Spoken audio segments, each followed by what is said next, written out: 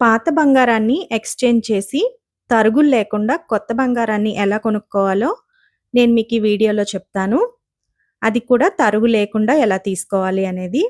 మనకి కొన్ని jewellery shops ఉంటాయి కదా! లలిత జ్యువెలర్స్, సీఎంఆర్ ఇలాంటి వాటిలో ఈ ఆప్షన్స్ ఉన్నాయి. అంటే మన దగ్గర ఒక 10 గ్రాముల పాత బంగారం ఉందనుకుందాం. అది తీసుకొని మనం ఈ షాప్‌కి వెళ్ళి డిపాజిట్ చేయమని చెప్పాలి. మేము ఒక 11 మంత్స్ తర్వాత వచ్చి కొత్త బంగారం తీసుకుంటాము అంటే వాళ్ళు ఆ 11 నెలలకు కూడా ఈ 10 గ్రాముల బంగారాన్ని డిపాజిట్ చేసేస్తారు. ఆ తర్వాత మనం వెళ్ళి కొత్త బంగారం మనకి నచ్చిన మోడల్స్ తీసుకోవచ్చు. దీనికైతే వాళ్ళు తరుగేమి చార్జ్ చేయరు.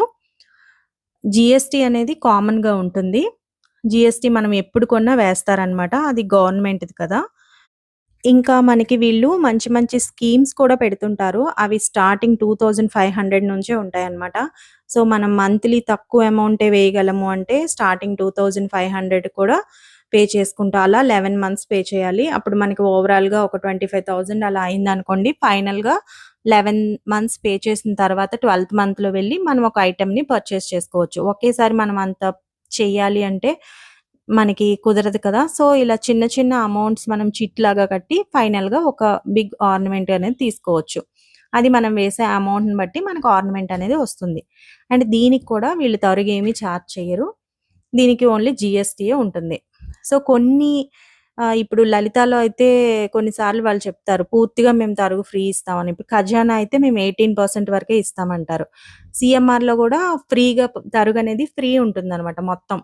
సో, ఇలా ఒక్కొక్క షాప్ వాళ్ళు ఒక్కొక్క ఆఫర్స్ అనేది మనకి ఇస్తూ ఉంటారు.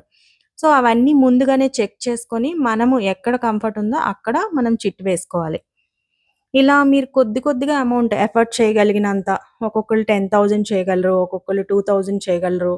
ఇలా మనం చేసుకోగలిగినంత మంత్లీ వేసుకుంటే మనకి ఇయర్‌లీ ఒక కొత్త ఐటెమ్ అనేది వస్తది.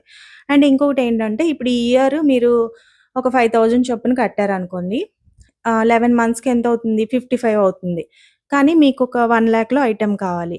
అప్పుడేం చేయాలంటే ఇంకొక ఇయర్ ఇంకొక చిట్ వేసుకోవాలి. అప్పుడు 2 ఇయర్స్ చిట్ కలిపి ఎండింగ్‌లో మీరు ఆ ఐటెమ్‌ని తీసుకోవచ్చు. మీకు కావాల్సిన ఐటెమ్ పెద్ద ఐటెమ్ వస్తుంది కదా! ఒకేసారి.